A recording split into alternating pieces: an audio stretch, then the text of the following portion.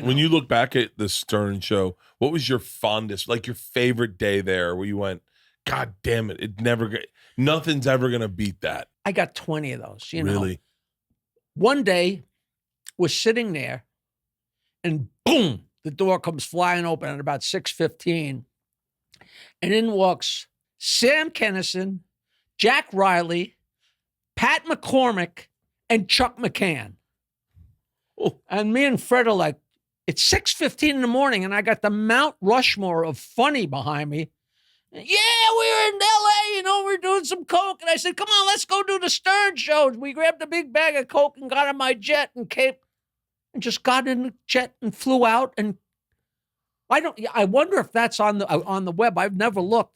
But that was one of those days where your jaw just dropped. Because any two of them, like Pat McCormick, Chuck McCann, we're talking about your entire childhood and your life of funniness, And then one day, it's such a small studio, we have James Taylor on, and I'm sitting there, and it's so small that the guest is sitting right here.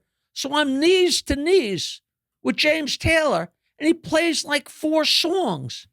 And our knees are touching, and I'm thinking, nobody ever has sat this close to him when he's playing a song, because there would never be any reason. Nobody would ever say, hey, let me see how close I can sit.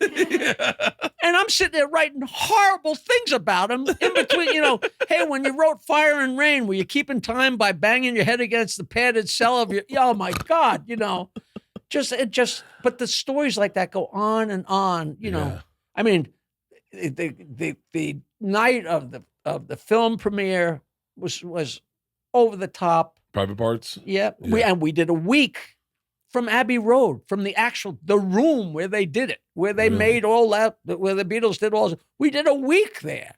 Like it was Pinch Me for an entire week, and those stories go on and on. They were just, What great memories to have. Oh, Christ, and I mean, I wrote my book, and I wrote enough for 2 books, and I could, if I would ever get off my ass and sit down, but who wants to read all this stuff? But it goes on, and the crazy shit that happened. I mean, I spent 2 days next to a naked Jenna Jameson for the thing in Private Parts, where the first girl came in to take off her clothes. Yeah. And, but the way they shot Private Parts, since it was so hard with the radio show going on, that there was no set time for shoots. So it was called French service, which means the full buffet is available to everybody at all time, the whole shoot. And here's Jenna Jameson standing at the buffet, nude, with an open bathroom, where their pussies just stand right there. And these techies, just like bumping into each other. It was just, now that was a movie.